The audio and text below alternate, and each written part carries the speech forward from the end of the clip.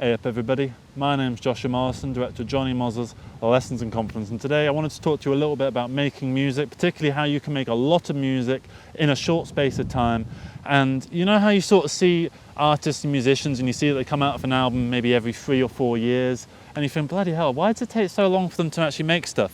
Well, there's a good reason for it in the, they've got the marketing side towards everything, they need to get everything done that way and they want to perfect everything because they have an audience, they have something to lose if they put out a load of shite. If you put out a load of shite, you have nothing to lose. So what's to stop you from just putting out a load of shite? Which is exactly what I did. When I started to learn instruments, I just began making music and releasing it, because I feel like the best way to actually improve and to do stuff is just to put as much out as humanly possible. So in 2020, I put out my first album, and then I also put out my second, third, fourth and fifth albums. And then 2021, I put out my 6th, 7th, 8th and 9th albums. And then 2022, I put out another 5 albums. And then 2023, I think I put out 3 albums. And then this year, I think I put out 4. Something like that. I don't really remember exactly how many. But the way that I kind of did that is I've sat down and I thought about what is an album. An album is about 10 to 15 sort of songs, maybe a bit less if you've got like longer pieces, like 10, 15, 20-minute pieces. Maybe you can have an album with like 2, 3 songs on it. And so I just started making as much stuff as possible. If I wanted to learn a new little musical idea, say I wanted to learn the Dorian mode, I made a song with the Dorian mode. I Googled Dorian mode, B, guitar, and then I looked at it and I practiced it a little bit, and then I made a song experimenting with it, and then I did another 20 songs experimenting with that, and then I would sit in one sort of scale and I would get acclimatized to it and comforted by it. And then once I knew it inside and out, I would move on to another one, and then another one, and another one, almost like learning parts of a language, like learning vowels and then learning like the number, like counting in another language and stuff like that. So honestly, I would say to make music, just explore the general tenets of music theory. Don't necessarily have to learn music theory, but just explore one topic at a time. Like, do you want to figure out tempo? Well, maybe make a song where you experiment with 2 tempos and you kind of maybe go a little bit faster for the chorus and maybe a bit slower for the verses. Maybe try something, if you want to mess around with structure, try, foregoing the verse, chorus, bridge, chorus thing, and maybe doing like verse, chorus, weird instrumental, crescendo, ambient section, chorus, verse, outro, post-outro, something like that, just try weird stuff like that. If you wanted to do something where you want to mess around with weird ethnic tonalities, look up a fun tonality and just mess around with it. You don't need to make it all sound good. It doesn't necessarily need to sound good. It just needs to sound like you, really. And because, look, here's the thing. I feel like I've made an awful lot of crap music. I feel like everything in 2020, everything in 2021, everything in 2022 is completely unlistenable as far as I'm concerned. But sometimes I get a message from someone sort of going, oh, bumping this track at the moment, really good, man.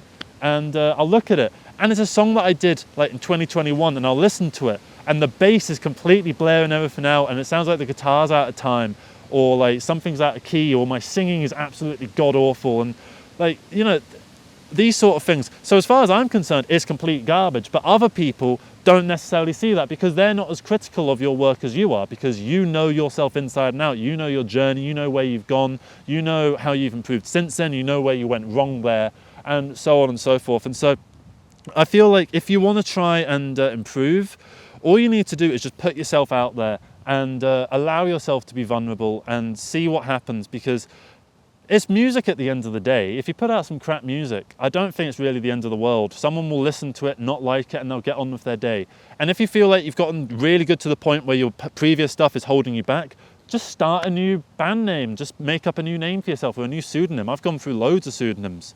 And it's a nice way of just uploading stuff to Bandcamp under a new pseudonym. And also you can kind of go back to your previous stuff and do little compilation albums under your new pseudonym with some of your best tracks and kind of compile your best stuff and filter out a load of the crap that you actually put out, because there's a couple songs that I did in the past that were quite good. So, I put those together in a compilation, just the good stuff. And then, in a few years, maybe I start another pseudonym because I don't like the stuff that I'm doing now. And then I'll have more of a backlog, so I'll be able to do a couple more compilations under the new name. And I can just keep doing that until maybe, who knows, one day people might actually start finding this music and start actually listening to it. And also try and find your voice. you'll recognize what your voice is probably a couple years in. I would say if you keep at it quite regularly, you'll find out what you're doing and what your voice is and why you're making music a couple years in and what sets you apart from the general crowd. And at first it will feel like that's you making mistakes, and it will feel like you're trying to be part of a sound, but you're failing. But it's not necessarily that. It's that's you. That's how you sound. Like, no one sounded like Syd Barrett, for instance. Does that mean that Syd Barrett was a bad musician and he just needed to work harder and practice more so that he could sound more like someone else? You know, was Frank Zappa doing something wrong? No, these people found their own creative lane and they went into it and they did stuff that was quite fun with it. Like Bob Dylan, for instance, he made a lot of music with very, very basic music theory. Maybe not necessarily the best singer or the best guitarist or the best harmonica player, whatever. I'm not saying he was bad by any stretch of the imagination, but I'm just saying, you know, it wasn't about the technical ability. It was about the creative storytelling capabilities that man had, because he was an absolutely amazing lyricist. He still is an amazing lyricist and still an amazing songwriter, to the point where other musicians would come along and like cover his tracks because they were just amazing, amazing songs. Like, you have something in you, somewhere in your repertoire of ability is something that makes you compared to everybody else, that makes you unique amongst a sea of other voices. Everyone's got that thing, and if you figure out what that thing is and hone in on that thing and carve out a space for yourself, then you'll be doing something pretty well. You'll be on the right track. So what I think you should do is, after this video, just make a song. Doesn't matter if it's good. Just set out to do it quickly, because I found that some of my favorite songs are the ones I just rush out, and the ones that I spend weeks or months working on sometimes don't turn out to be the best ones. It just comes down to what happens. If you make as much stuff as possible, some of it's bound to be good, because you keep throwing darts at the dartboard, you're bound to hit bullseye eventually. That's the way I see it. And there's nothing wrong with doing it that way, because the more you create, the more you learn of yourself. And I think that's a really great way of expressing your own sense of self and figuring yourself out, because who are you in terms of your taste in music? Well, you can find that out pretty quickly by making music, and you'll figure out what your taste is pretty bloody quickly at that point. Like, I've got a fairly eclectic taste. I think everyone's got a fairly eclectic taste. And, you know, I'd like to try and make songs that cover as many aspects of that taste as possible. I'd love, like, at the moment I'm into a lot of political sort of hip-hop sort of stuff, like Akala and Loki and like Immortal Technique and stuff like that. Now, obviously, I am not going to start rapping, but I would love to get a rapper on board and maybe like work on some beats and do stuff like that. I've never done music like that. I've tended to stick in the krautrock, prog rock, sort of psych rock kind of lane for the longest time, but I'd like to explore new sort of things. I'd like to make pop songs, I'd like to make R&B, I'd like to make some lo-fi, sad boy sort of stuff. Try stuff, just try all these various things. I'm not actually very into lo-fi, sad boy stuff, but it's quite easy to make, to be honest, and it's quite satisfying going into the thing and just working a lot of it through the door. So sometimes you do stuff just as a technical creative exercise, sometimes you do stuff because you've got a specific message you want to get out there, sometimes you just want to experiment with your instrument, and so you make an excuse to experiment with that instrument.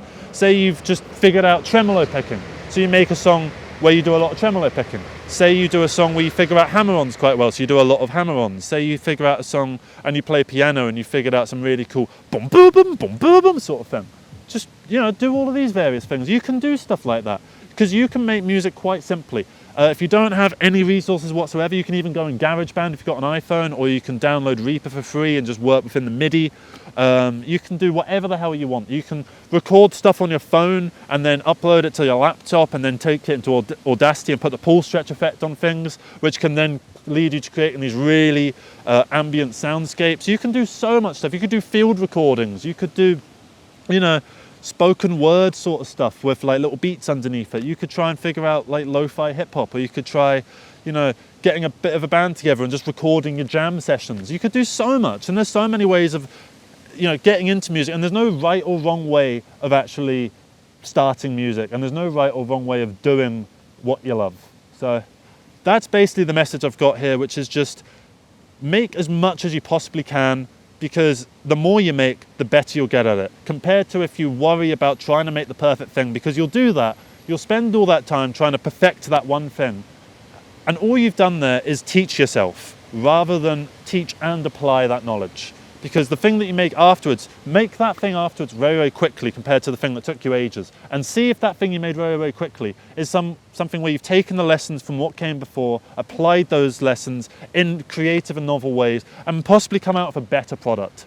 So that's essentially it. That's the message of this video. Get out there, make stuff, do it now, do it now.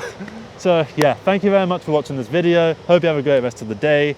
And yeah, pick up your instrument, have some fun with it, and yeah, upload it for the rest of us to see, because there's not enough music out there that's you know, genuine from the heart, from people like us, you know. So yeah, take care everybody. Bye bye.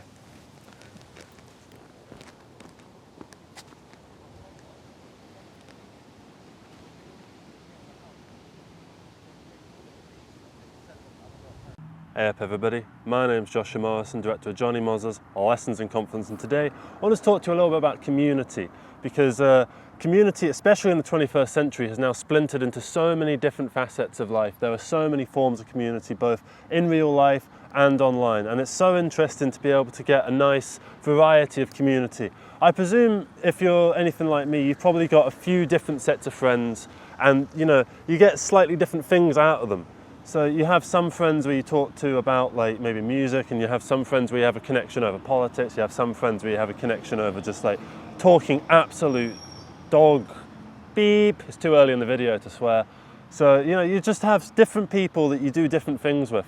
And that's part of the beauty of the human experience and the human connection, is being able to talk to different people about different things and forming various communities around various different things. So what I've noticed in life generally is you'll meet one person, and then that one person will introduce you to a few people, and then those people you get kind of close with, and then those people then introduce you to more people, and then so on and so forth and so forth. And that's the kind of way that you kind of imagine it, sort of like one of those spider web sort of charts. You know, if you're ever in some sort of like business training sort of day sort of thing, and they come up with like the spider chart, and they're like, all right everybody, let's name some things, and they name the first thing and it's in the middle, and then they have little offshoots going in all the little different directions, and those are your different friends, and those friends then lead to further offshoots and so on and so forth. And that's part of the fun of it, because you meet one person, they introduce you to a few people, and then they introduce you to a few people, and so on and so forth. You end up finding yourself in completely different communities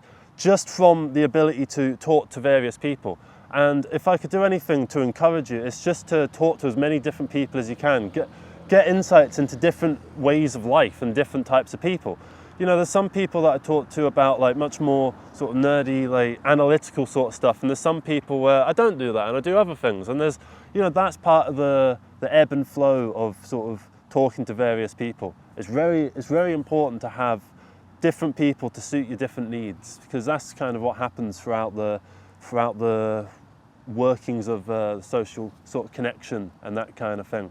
So with regards to this sort of Jonny Mozza YouTube channel thing, right, I've noticed a bit of a community starting to form. I think a couple of people have actually been working on making a Discord for it, which I'm very excited for. I'm very excited to be part of a Discord little community, and maybe we can use it as a chance for various creators to kind of come together, spitball some ideas with one another. You know, maybe people go like, what do you think of a video about, I don't know, personal growth? Or what do you think about a video about this show that I've been watching a lot lately, or whatever, you know? And people spitball ideas back and forth, or maybe just have a bit of fun with one another, just talk some bollocks, you know?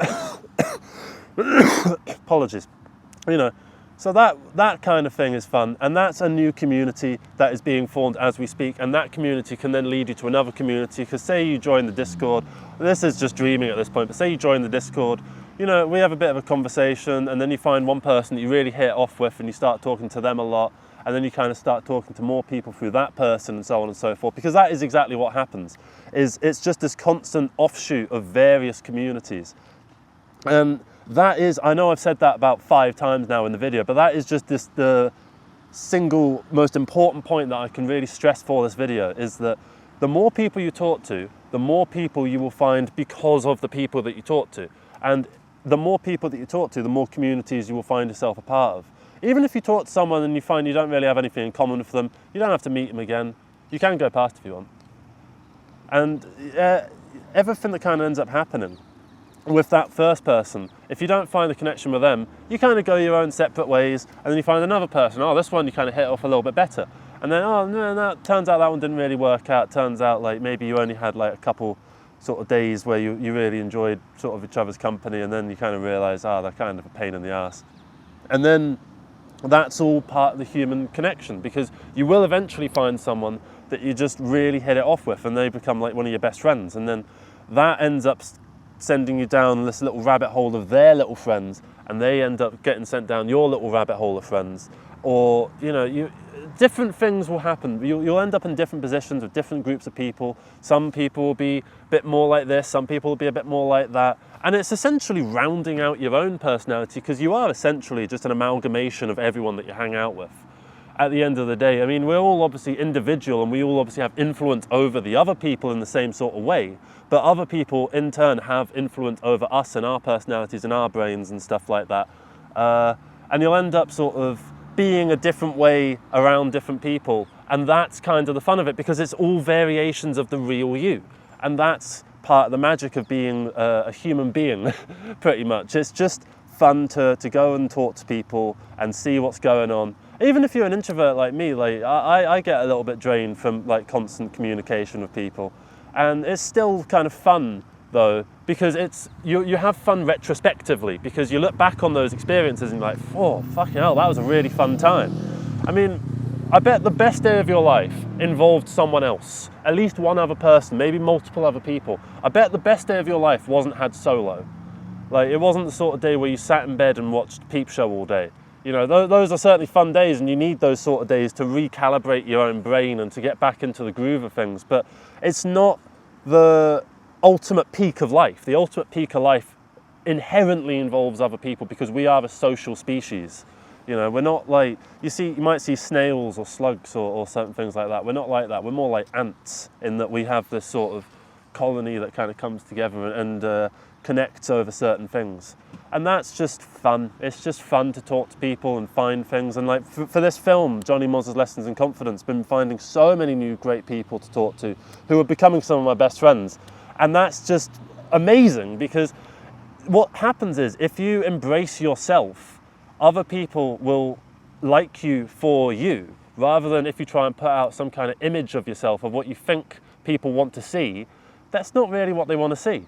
They don't care about that. They're not interested in like the projection of you. They're interested in the real you.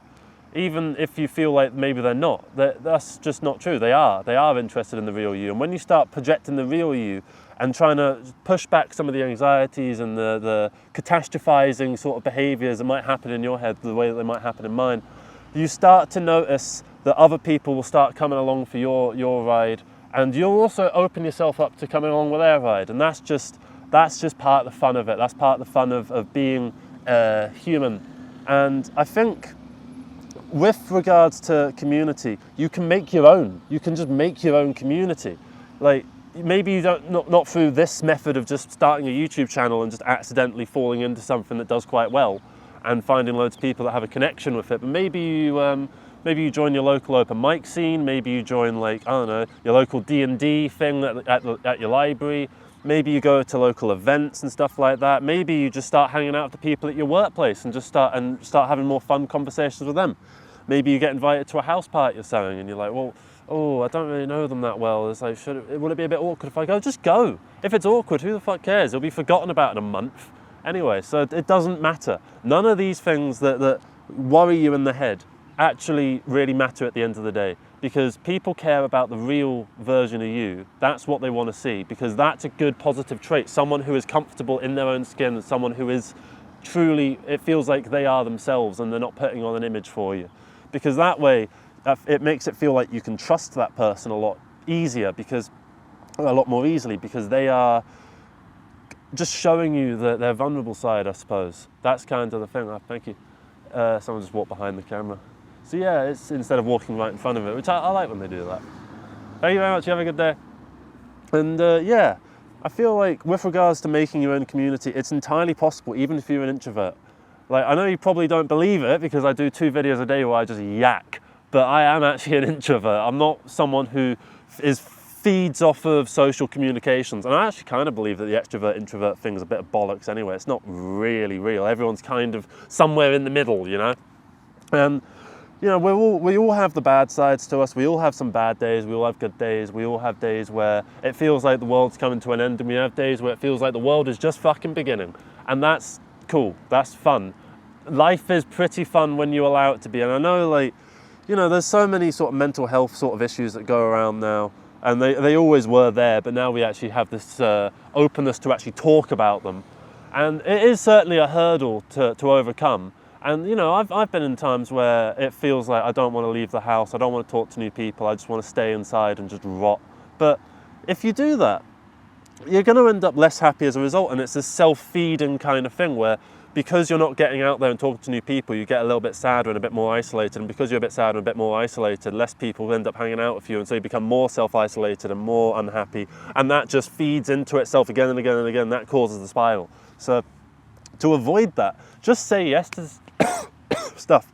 Just go out there, just try things, just do whatever comes to mind, take risks, go nuts. Because even if you make some stupid mistakes, you're not actually going to regret them. They'll become a bit of an embarrassing story, but you'll be glad at the end of the day that it kind of happened, because that ended up making you the person that you become down the line.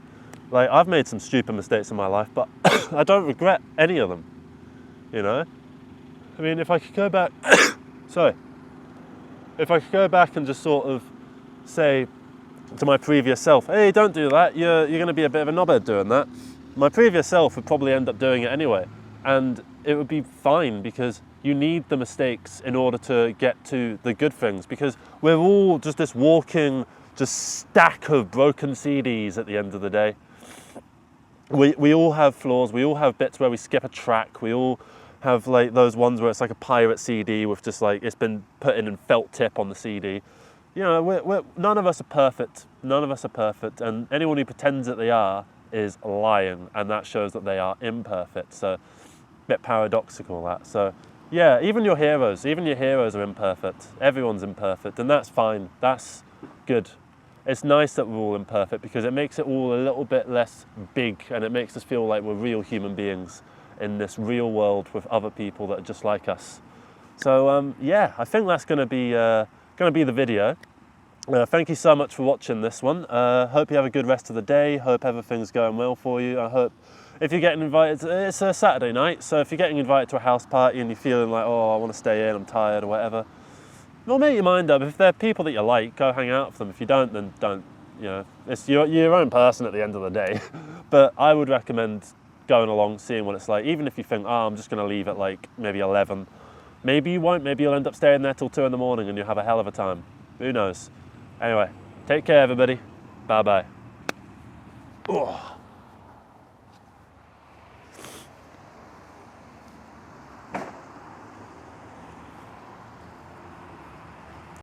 Hey up, everybody. My name's Joshua Morrison, director of Jonny Mozza's Lessons in Confidence, a film that was made by humans for humans. But is that necessarily what art is all about? Is art necessarily a human expression, inherently human, or is it something that all species, no matter the sentience, are capable of producing? So throughout history, since cavemen, you know, the dawn of man, we have engaged in art, from little paintings on the wall to statues in ancient Greece and Rome and that kind of thing, to Renaissance paintings, to modern film and television. I've left so much out of that because the history of art is just so complex and so detailed, and there's so much going on that I couldn't possibly do it justice, even with a 10-hour video and 4, 5, 6 years of education that I don't have on the subject. So that's why I'm not going to talk about that. What I want to talk about is something that I've been thinking about for the past about 7 or 8 years, actually. Is art necessarily something that humans are intrinsically, it's an intrinsically human thing to create art? And can art also be cross-species, as in, can one species make art for the purposes of another?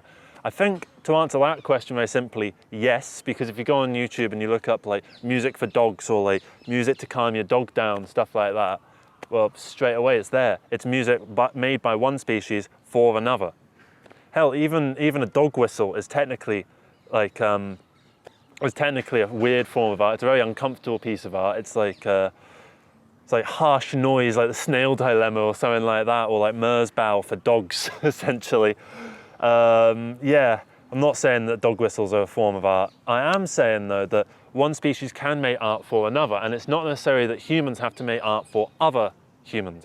Now, the topic of is AI generated creations, are they art, has been sort of going around for the past couple of years, and it's quite a I can't remember the word.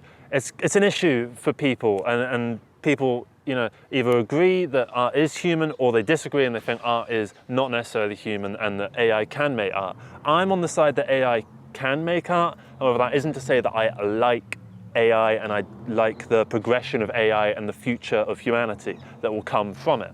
I think that there is only death and destruction ahead because of AI. However, that's not to say that it can't make art, because humans are also capable of death and destruction and genocide and horrors beyond our wildest dreams, but they can also create beautiful works of art. Look at Roman Polanski, certified paedophile. However, he's also made Rosemary's Baby. He also made The Pianist after he was caught out. So evil things and evil people can make great works of art. So that's a topic for another day, separating the art from the artist. But in terms of, can AI make art? Yes, I do think it can.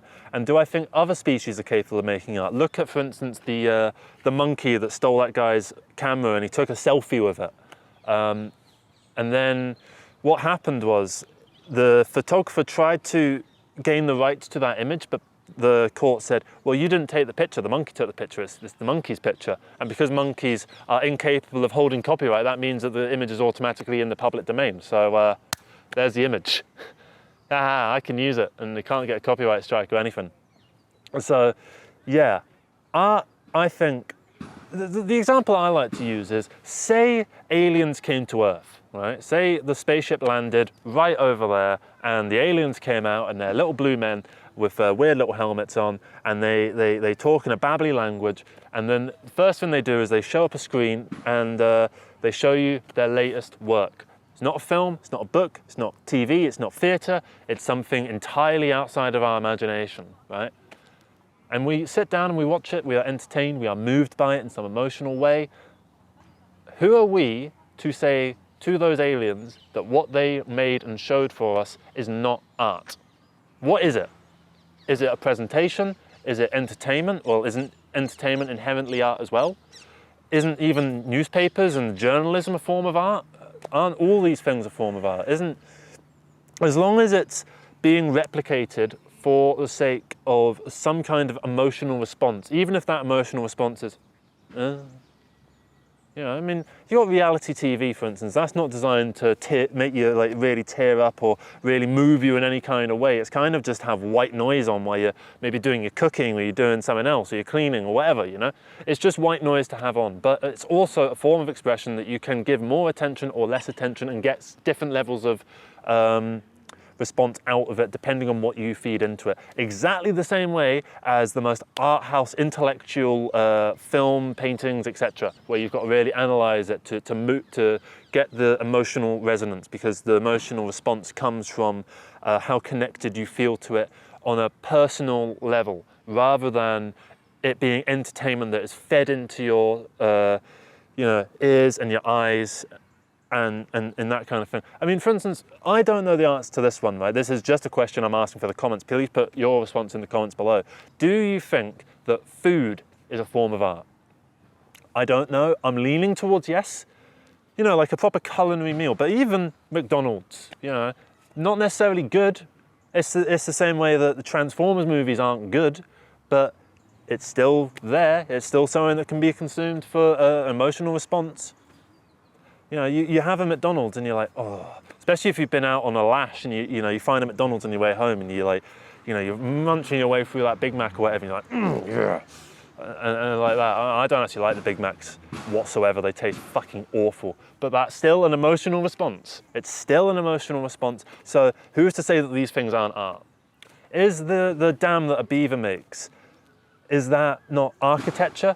And is architecture not a form of art? Would you say that the Sistine Chapel is not a work of art, and the architecture and the beauty that kind of comes from it? And just the same way that that shithole looking bridge right there that's made out of wood and nothing else, would you say that's not a work of art? Because if the Sistine Chapel is a work of art, then what makes that not a work of art? They're both forms of architecture. Just because it's not as high quality doesn't make it not art. The same way that, you know, your average new build block of flats is not any less architecture than the Louvre or whatever, right? Or the Eiffel Tower, or the Burj Khalifa, or these magnificent structures that are designed to overwhelm the senses and make you go, Jesus, bloody hell, that's impressive. So, sorry about the noise, there's some people that are doing some work behind the camera. So in terms of what humans can and can't do and what other species can or can't do, obviously the beavers making a dam aren't going to be making as high quality works of art as humans can, because our abilities and our access to tools and resources are fundamentally different. They're on such different scales that we can't even process it properly. Because can you try and live like a beaver for a week?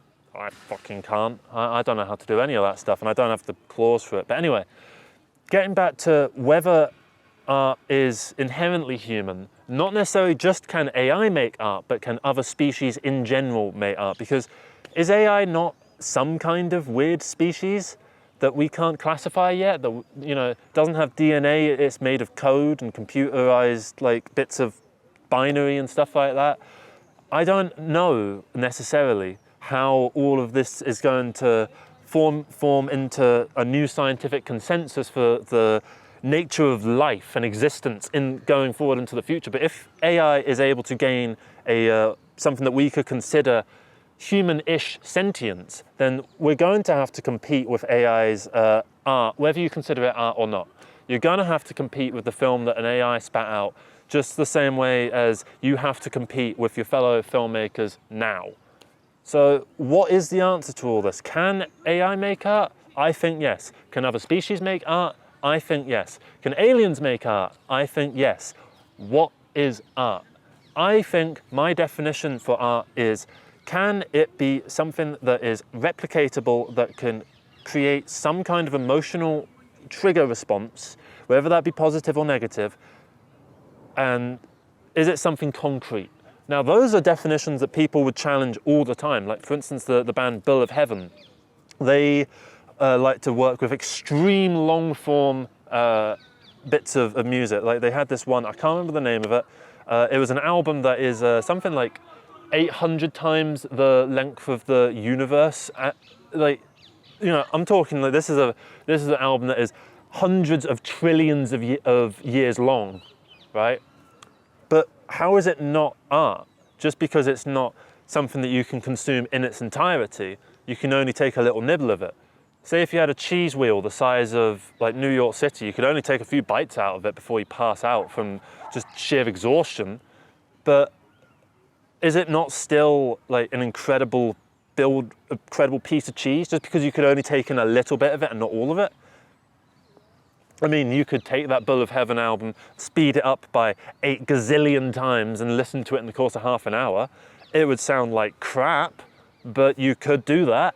So who's to say that it's not consumable? And who's to say that that adoption and that change and that almost remixing of it isn't then in of itself art as well? Because all artistic expression is an evolution of what came before. The current landscape of the media is a reflection of what the landscape of the media was 20 years ago, which was the same as what it was 40 years ago, and so on and so on and so on. We're doing a call and response. So at the moment we're in this kind of postmodern sort of era, where everything is kind of semi-self-referential, but we're also kind of transitioning away from that into this more earnest and small-scale kind of thing. But the original postmodern movement was a reflection of, you know, films that were played very straight, your bog-standard action movie, but now people are bored of the bog-standard action movie, so they need to add some kind of twist to make it interesting. Something that changes it up, because people are now familiar with the format and the formulas, and they are bored of the same old, and they need something that at least feels kind of new.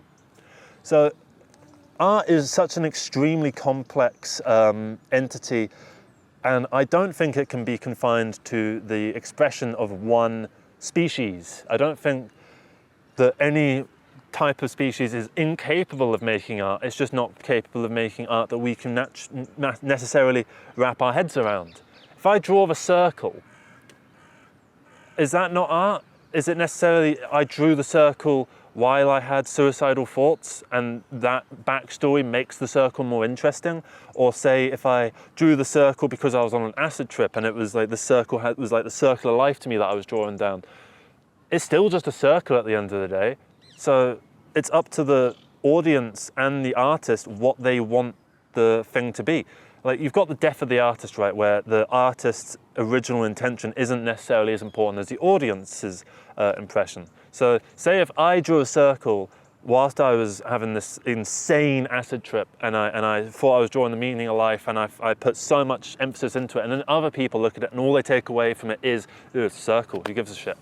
It's still something that had that artistic impression and artistic instinct behind it to actually create something like that, even if it was something that in reality wasn't necessarily of good quality. So it's such a complex form, and there's no amount of lifetimes that all the people in the world could live that could explain it all in any kind of scientific way, because I feel like art is intrinsically outside of the scope of objectivity. There is nothing objective about any kind of art, because even if you make a film that everyone agrees is awful and like no one agrees that it's good, that's not to say that it is necessarily a bad film. Everyone 1,000 years ago believed in Catholicism. That doesn't make Catholicism true, does it? Just because everyone believed in it, just because everyone thinks this film's crap doesn't make the film crap. It makes it whatever it is. It means that people don't like it. It means that people consider it a bad film, but that doesn't make it a bad film. And I think people get lost in that when they talk about, oh, this film's bad, this film's good. And people assume that to mean that they are talking about it in an objective form, in an objective way, when really they're not. And they should always have those little parentheses of, I think, I consider, I believe. You know, when you see an interview with someone and they've got those little parentheses that kind of add the little filler words that they, meant to say, but they kind of didn't. You know, if I say, oh yeah, me and Bill were working on this thing, they might add like Bill's last name in the brackets so that people can understand.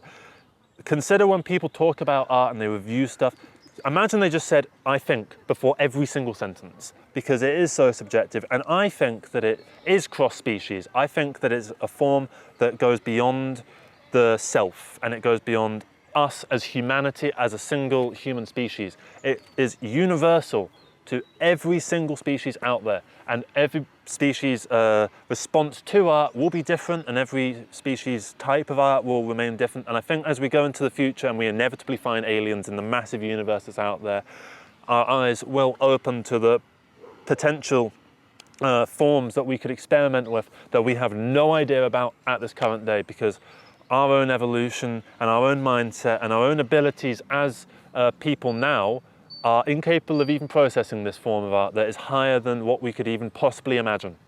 Because that's all art really is. It's imagination personified.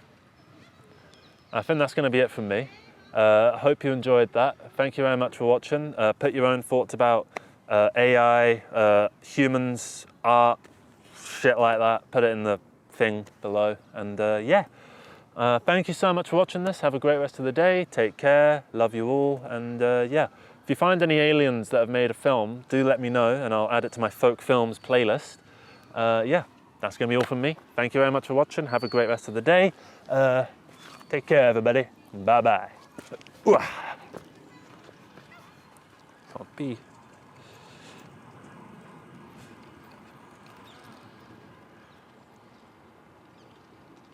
Hey up everybody, my name's Joshua Morrison, director of Jonny Mozza's Lessons in Confidence, and today I want to talk to you a little bit about learning an instrument by releasing an album. So this comes into something that I've been preaching about for quite a lot, which is learn by doing, not by studying, because you can learn so much more through the experience than through the academia, which is why I have probably a problem with the education system at large, because it emphasizes learning by studying rather than learning by doing. But that'll be a whole nother topic for another video. For now, I want to focus on you. Are you learning an instrument right now? Is that a guitar, a bass, keyboard, violin, trumpet, saxophone, glockenspiel, harmonica, You're learning to sing, whatever. These are all instruments that you got to learn, and they are time consuming to learn. It's going to take you years to master them, and even then you still won't feel confident, and then you'll get better and better and better, and you'll get to a point where you look at yourself 5 years ago and think, God, I was awful. But then you'll get 5 years from then and you'll look at that person 5 years ago and you think, God, I was awful, but I'm all right now. And then 5 more years will pass and you'll look at yourself then, you go, God, I was awful then, but I'm all right now. And it will continue like that for the rest of the time. Because as artists, we are always learning and evolving and trying new things, and we're never content to just stay with this one thing that we're doing for the rest of the time. We don't want to do that forever. So as we get better and better and better at something, the best way of actually improving isn't just through practice, but you can use practice in various ways. Practice doesn't have to mean sitting there learning all the chords, do A, do B, do C, etc. You can also learn by doing. So just come up with a 4-bar measure, okay, C, D, E, F, 1, 2, 3, 4, right?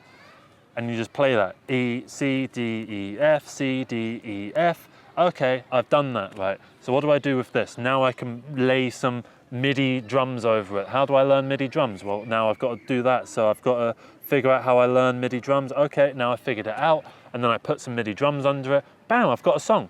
It's a very basic one. It's just C, D, E, and F, just 4 chords that make a 1, 2, 3, 4 chord progression, which isn't massively interesting with a basic MIDI drum beat under it. But you have now made that as a part of your learning process, as a way of learning chords and learning music theory. You've learned more about music theory and what sounds good and what doesn't by the experience of doing and having made this song, let's call it for now.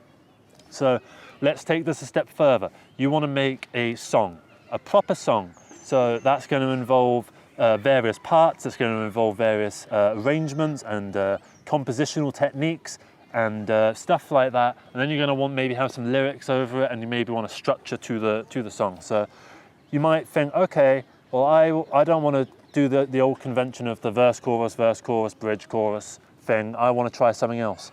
And you might often be told, well, learn to follow the rules before you learn to break them. You don't necessarily have to, because you're going to be making a load of crap anyway right at the beginning, because you don't know how to sit within the rules. So you're always going to be breaking the rules no matter what you do, because you are fundamentally at this point an outsider to this craft, because at this point you don't know how to play an instrument, or you're very amateur at it. And you can use that for an artistic expression, and the best way to do that is to break the rules rather than to stay within them and make something that's cliche or boring or has been done to death and done better by more experienced people. So, even though you might be sort of told, well, do it within the rules first before you learn to play outside the rules. If you play within the rules, you're going to make a load of crap anyway, so you might as well play outside of the rules. As long as you have a respect for the rules and you are breaking them for a reason, and not just breaking them because you feel like it or you did it by accident. Never break a rule by accident. Always break a rule with some purpose to it, right?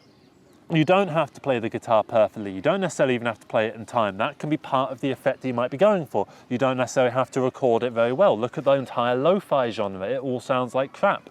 None of it's mastered or mixed properly, but that's all part of it. That's all part of the appeal to people. People like it because it is unpolished and it's rough around the edges, because it feels like a genuine expression to certain people. To other people, it doesn't sound like a genuine expression. It just sounds like a load of talentless hacks just pumping out stuff that, they couldn't even be bothered to record the thing fucking properly, So it's up to the audience to interpret your art rather than for you to make the art and push your interpretation onto others, because, we're living in a world where the death of the artist has already happened, and it's up to other people what your art means rather than you. All you can do is try and guide them in the right direction, and the better an artist you are, the closer you and your audience will align on the meaning of your works. You'll be like that rather than like that. Okay? So now that you want to make this song, how do you proceed? How do you go forward? Well, let's use a guitar for now. Let's say you're learning guitar, but this all applies if you're doing keyboard as well. So, all right, I need to figure out how to play some chords. Okay. What kind of chord progressions are good sounding? So what you can do, you can find a chord progression maker on the internet. I can't remember what it's called. I'll try and remember to put a link in the description. And what you do, you can just chuck C in it, E in it, G in it and then maybe B in it. So I don't know what that is exactly. It's 1, 3, 5, 7 or something like that. You put that in and you see what sounds good. You try different things and you try it with this because it's a nice simple way of actually putting them together, because you don't know how to play all of these chords yet. You don't even know how to do an F chord properly yet. So you might want to work around that and maybe learn a different type of F, or maybe you put an F diminished in instead because that's easier, or an F augmented because those are basically just an A minor with the third just raised slightly. You can just do stuff like that. You don't have to necessarily worry about the overall product, because you at the moment don't know how to make perfect works of art. And not that there are perfect works of art, but you don't know your own process well enough yet, and you don't know your own vision well enough yet, and you are still finding your voice. So it's better to make as much stuff as possible while you are finding your voice, rather than to try and find your voice and then speak. It's better to learn by having conversations than to learn how to speak by reading a book and then going out and giving a speech in front of 1,000 people. It's just so much easier, and then when you get to that speech, you've done it so many times before that you know what to do, you know the ropes that you need to go through, and you just do it, and you're confident in it, and you're confident in your ability, and you're confident in your ability to actually get this done, and done well, because you are assertive that you can make this work. And if you believe in yourself in that way, then you can make whatever you want. You can just make an album even though you don't know how to play any instruments. You can make a film even though you can't hold a camera. You can make these expressions, and people can either take something from them or they can't. And it's your job to just make it so that they can take something away from it and that they can get some emotional response, because that's what you want generally. You want some emotional resonance to come from the work that you have made to the people that you are making it for, your audience, your target demographic, let's say. So now you've got these tracks, you've got a bunch of tracks, you've already learned how to do MIDI, so that was fine, that was easy. And now you've put some chords together and you've done a couple variations on it. So now you've got that and that together. So now you might want to put a lead line on it. A lead line is basically a melody. It's basically something that goes on top of the da da da da da da da da, and then on top of that I could go da da wow da da wow wow wow da da wow wow. Those two probably wouldn't work together, but you figure out what works together, what doesn't work together, because you want to have some harmonic, not necessarily harmonic complexity, but harmonic interest to your work. If you just have dun dun dun dun with no variation, with no new things coming on top of it, with no progression or adventure to the song, then people are going to get bored by it and they're going to turn off. And you don't want your audience to be bored. You want them to be intrigued, even if it's in a way of, Jesus Christ, what the hell is this? You know Corey Bloody Feldman's Angelic to the Core? What a load of crap that is, but I love it. I love how much of a pile of crap it is, because it's so interesting. It's almost like outsider art, and you can do that as well. And that's what it's going to be like at first. But if you just keep grinding at it and pumping at this, creative thought process that you keep sinking yourself into, you will get better at it over time and over time. And the first album that I made was called the Morrison Royalty Free Suite Volume 1. And it was basically me learning how to play the keyboard. So I did an album and it sounds awful and it's terrible and I've disowned the project, but it's still something I made, and I can only be proud of the fact that I did do it, because it led to Volume 2, which is slightly better, and then Volume 3, which is slightly better. We're still not good yet. Then Volume 4, and then Volume 5, and then finally Volume 6, I start to feel semi-comfortable with it, and then Volume 7, it's a bit better, and then Volume 8 is the first one that's got songs on it I'm actually proud of, and then Volume 9 comes along, and then Volume 10, and then by the time I'm at Volume 10, I'm comfortable with myself. I've found my voice, I've found what my music is and who it's for and why it should exist. And I've carved out that space for myself. I've found my voice and I'm using it to the fullest extent, and I'm enjoying that. And now I'm moving past the royalty free suite and actually working on a real album, which is called Decisions in Another Language, because I only learned how to play all these instruments, 2 instruments, bass and guitar, which is basically 1 instrument, guitar. The only reason I learned how to do that was by creating. If I'd done it by studying, I would have not made anything whatsoever. And that's just my process. Other people might have different processes. Maybe this won't work for you. Maybe you can't learn an instrument by releasing an album. Maybe you can. You won't know until you try, and I encourage you to try.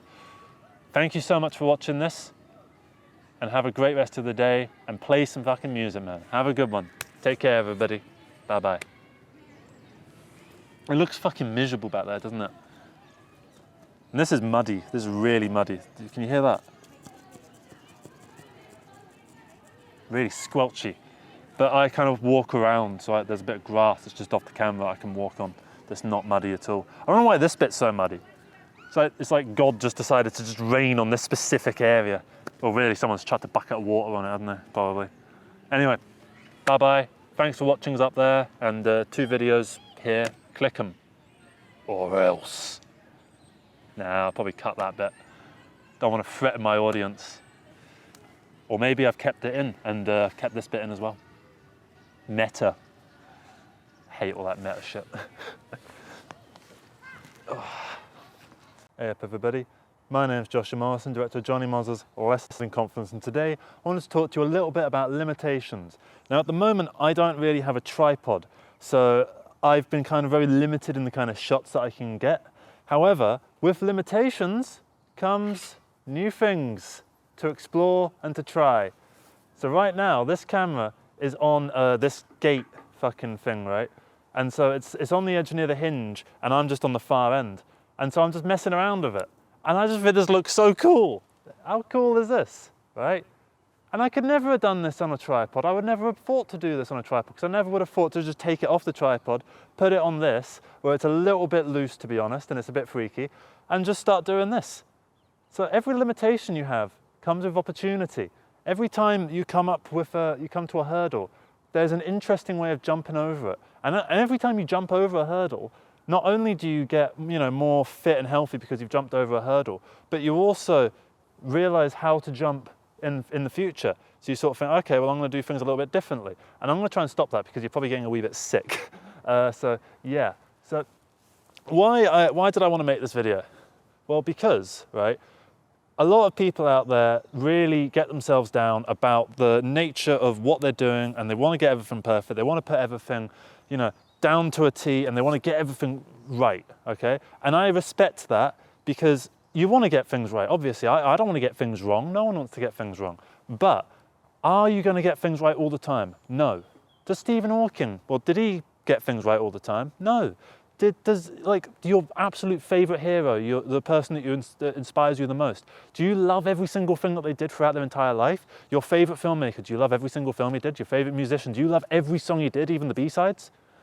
I don't know if you do. There's stuff that they did that you might find a little bit, and that's okay. Because the more that you make stuff, the more chances you have at making something good. The more times that you go out there and you throw the dart, the more times you are likely to hit a bullseye. So if I throw a dart at a dartboard once, I might hit the bullseye in 1 in 100 times. So if I throw 100 darts, that's 100% chance of hitting the bullseye. I know that's not how statistics works, by the way, before all the statisticians come into the comments. And sorry if you're getting a wee bit sick from this, but it's just so cool. I love this whole wee sort of thing. So do you see what I mean when it comes to the limitations that you have? You can be limited by so many things. I broke the base plate on my camera, so I wasn't able to use a tripod. And as a result of me not being able to use a tripod, I'm doing this. I would never have been able to do this, and I never would have thought to do this if I had that resource. And now that I lost that resource, I can come up with something new. So it's the same way that someone who just has to film on a phone because they don't have a camera like I do, they will find ways to make use of the phone, particularly in, what's the first film that was shot on an iPhone? Is it Tangerine? Something like that. They have a shot in Tangerine, which is, basically they're getting into a car and they have a shot from underneath the pedal. So the camera is here and the pedal is here.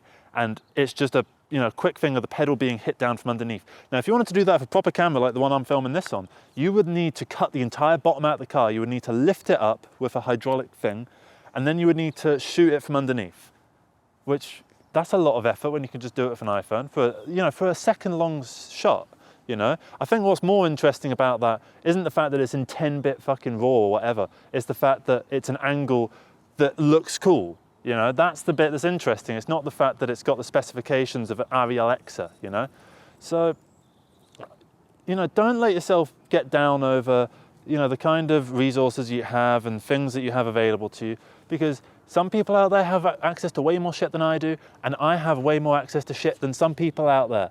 Look at Wakaliwood fucking Productions, man. They made everything out of one laptop and a digicam in Uganda, right? And what he did is he would make one film and he would have to delete the film off his hard drive so that he could make the second film, because he couldn't afford to get more hard drive space.